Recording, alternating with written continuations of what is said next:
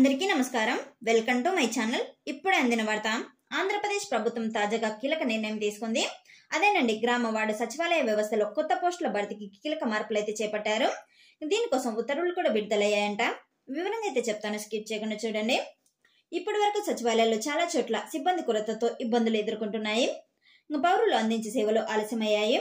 దాన్ని దృష్టిలో పెట్టుకుని ఈసారి ప్రభుత్వం 2778 పోస్టుల భర్తీకి క్లియర్ ఆదేశాలు అయితే ఇచ్చింది ప్రభుత్వం. ఇప్పుడు వీటిలో 2 రకాల నియామక విధానం అయితే ఉండబోతుందట. ఒకటైతే డిప్యూటేషన్ అవుట్సోర్సింగ్ ద్వారా 1785 పోస్టులు భర్తీలు అయితే చేస్తారంట. కొత్తగా 993 పోస్టులను సృష్టించారు. ఇంకొకటి రాష్ట్ర స్థాయిలో ఫంక్షనల్ అసిస్టెంట్ గా 12 పోస్టులు అయితే ఇచ్చారు. జిల్లా స్థాయిలో పంచాయతీరాజ్ శాఖ కింద 2231 పోస్టులు అయితే ఉంటాయి. పట్టణ సచివాలయాల కోసం 535 పోస్టులు అయితే కేటాయించారు. అంతేకాకుండా ప్రభుత్వం ఇప్పుడు 3 అంచెల పర్యవేక్షణ వ్యవస్థ తీసుకొచ్చింది. ఇంకా గ్రామ సచివాలయం నేరుగా పౌరుల సేవలకు అందిస్తుంది. ఇంకా మండల మున్సిపల్ స్థాయి అక్కడ అధికారి పర్యవేక్షణ అయితే చేస్తారు, ఫిర్యాదులు కూడా పరీక్షిస్తారు వాళ్ళైతే. ఇంకా జిల్లా స్థాయి నుంచి అయితే మొత్తం వ్యవస్థ మీద నియంత్రణ అయితే ఉండబోతుంది.